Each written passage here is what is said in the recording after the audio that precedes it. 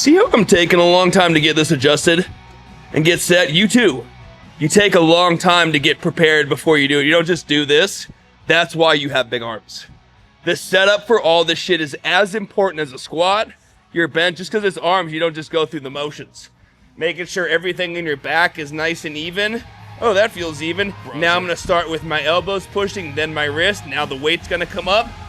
Everything feels even. Does something feel off? I'm gonna drop a shoulder. I'm gonna bring it up, but make it all feel even. Then you start your set. Yeah.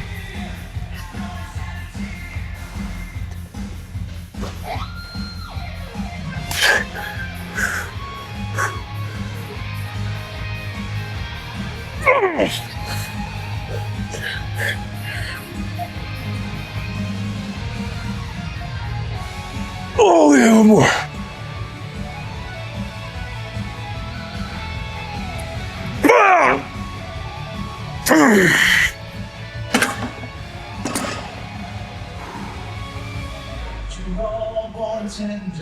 Come on, triceps. Come on, dude. 5 more seconds.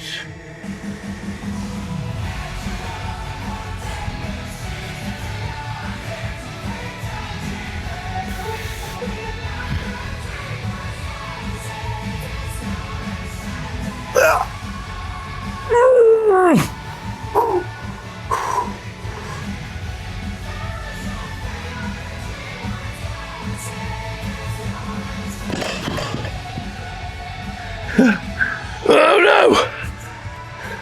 All right, so on this set, after we've moved some weight with the skull crushers, we change the music to Rammstein, then we come over here and we do sets of 15 with a pause on the contraction. It's not the mass mover. This is the isolation. You want to move weight, skull crush, overhead, move some weight. Don't get on the thing that is easy to max out and then max it out and go, still moving motherfucking weight. No, dude, squeeze it. Just take a step back and, oh.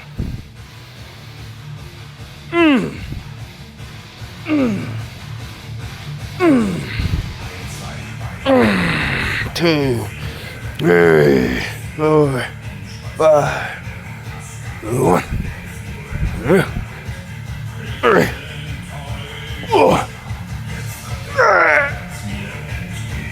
Oh. Yeah. Yeah.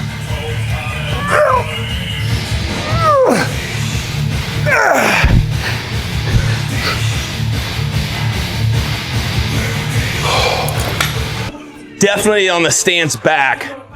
If you're too close under this, you're not gonna be able to get the full contraction.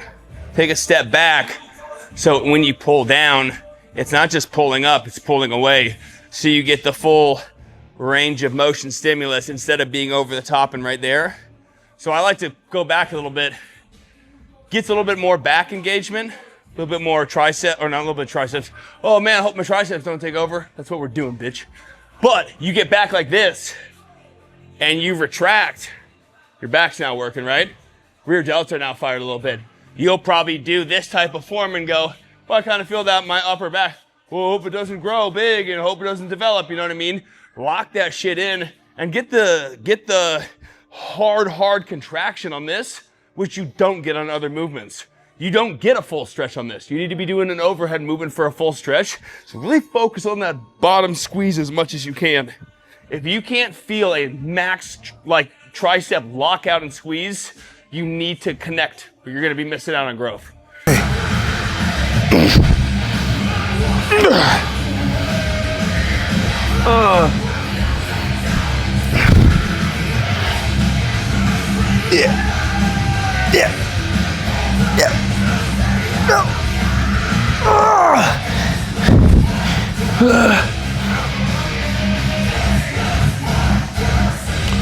Oh my God.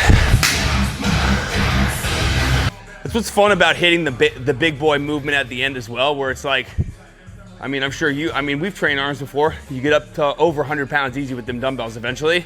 But it's like, damn, dude, you fucking put this, the third movement in. Dude, 50 pounds, 60 pounds, when you're doing it the right way, man,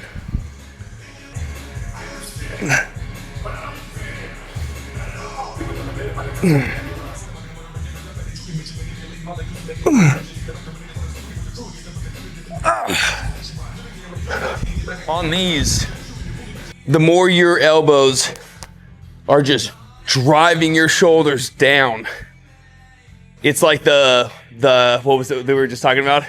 The buildings. Oh, yeah. Your buildings want to be shoving straight down. If you're doing your movement like this and your buildings are angled, you want your buildings, the most stabilized position is this being directly above your shoulder and your shoulder being shoved down into this pad. If you're letting this travel, you're taking tension off your triceps. So what I try to do is get my shoulders or elbows in the closest position around my shoulder that's comfortable. Some people might be out. You want to get as close as possible to above, but I understand we're all built different. Find that spot, and then you're locked into that spot. Fail in that position. Don't start moving this around. Yep.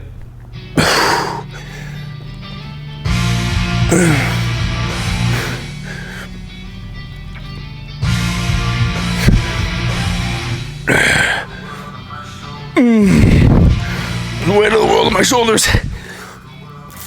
Whoa, you bastard. Oh. 70 pounds, bro. God damn, dude. That failure hit quick. Jesus. Last exercise, another little isolation. I love to get the max contraction. If you're never feeling a hard contraction, like if you think to yourself, what's like a muscle that you could contract the hardest on your body? I immediately think to my bicep. I could fucking squeeze out as hard as possible. You need to achieve that level of holy shit squeeze everywhere on your body. If you can think to yourself like, oh, I don't really feel that hard squeeze in my hamstrings, I promise you your hamstring sucks. I don't even need to see you. If you don't connect with it, you don't have it. My weakest muscles are my chest, my shoulders, and my back. And guess what? I don't have the good mind-muscle connection in those muscles. So you build it up like anything else and you'll have it. So on these, we're working on our contraction. Cables, if we're too far forward, we're not going to be getting the contraction because you need to be away from the pulleys for them to actually go behind like this. So from here, we're going to step away just a little bit. Everything's in a straight line. Arms, everything. Wrists, elbows, shoulders. Out to the sides. This feels so stabilized. Upper arms straight across. The only thing that is moving is my lower arms doing the work. Fucking all day. Oh yeah. Because if you got too much movement in these, and this is all moving like that, you'll never be able to isolate and make that muscle grow. Gotta lock it in and keep it in that range. Make it hard in that range. Don't change it when it gets hard.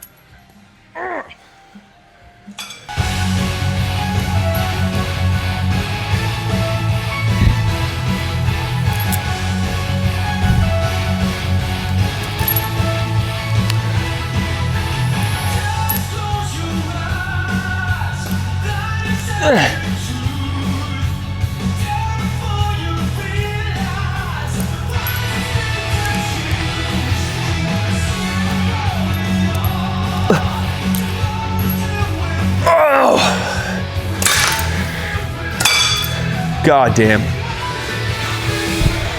So great. So when it comes to training anything, we're talking triceps right now, but I always work on a stretch, a contraction, and a full range of motion. There are certain movements that are very beneficial that focus more on a stretch. Like when you get into an overhead extension at the top, there's a lot of tension off, just like a squat. When you stand up at a squat, there's no tension, but you don't not squat. You go do an extension because the extension is the max lockout, which gets you a top contraction, which you can't get on any other quad movement. So you start putting that together. Think about that in your training where it's like, oh, I did an overhead, big stretch. Oh, that's similar to like maybe like a squat. Okay, well, I've done my squat. Where's my extension for my triceps? Oh, that could be cable stepping back far enough. And now we're working on something where we're getting a full contraction. Oh, now that our arms are down at our side, we're not getting the gnarly stretch you would if your elbow was up completely different movement, right? So let's avoid the stretch that we're not really getting or not have to focus on it as much and transfer over to all the focus being, oh, I don't normally get a lockout at the top, so I'm going to squeeze the shit out the bottom of this one too. So that's the way that I've always treated my training. I used to, there's an old clip and maybe we can like link it on here. I don't know if that's possible, but of Paul DeMeo talking about his training back in the day. And he was always saying that. He's like, I focused on when it was on a quad training video, but he's talking about this training protocol, which I mean, a lot of people do this. They always talk about it, but I got it from Paul. He's talking about a squat being the full range of motion, a sissy squat being your stretch, and then an extension being your contraction. So doing that type of stuff everywhere. Your squat for your chest is the bench. Your extension for your bench is your flies or your pec deck where you can squeeze and all that tension's at the top, you know? So that's the kind of stuff that people need to remember. Transfer that to everything. You exhaust the stretch, you exhaust the contraction, you exhaust the full range. When you put your muscle in a contracted position, you're getting a different range than you can if you're in a stretch position, or a different range that you could target from different movements and stuff. So I think it's kind of one of those things where it's like, as long as you achieve those, you're going to get good results. But a lot of people don't know which movements get them to those. They might hit 3 back movements that are all the stretch, and they've yet to feel a contraction in their lats. Think about that for a second. Have you been able to like pull your lats back and have your lats ever cramp up? I can lock my quad out and feel a contraction so hard that I'll feel all types of like divots where I gotta pull it back in because it hurts. I can't do that on my back. That's a bad mind-muscle connection in your back. I got a great mind-muscle connection in my legs. I need some leg mind-muscle connection everywhere. And when you start doing and thinking like that, that's when you start opening up the stretch movements, the contraction movements, and full range, which develops a great mind-muscle connection. You want to be able to achieve and feel your muscle work in the different ranges of motion that it's meant to work. I'm out of breath.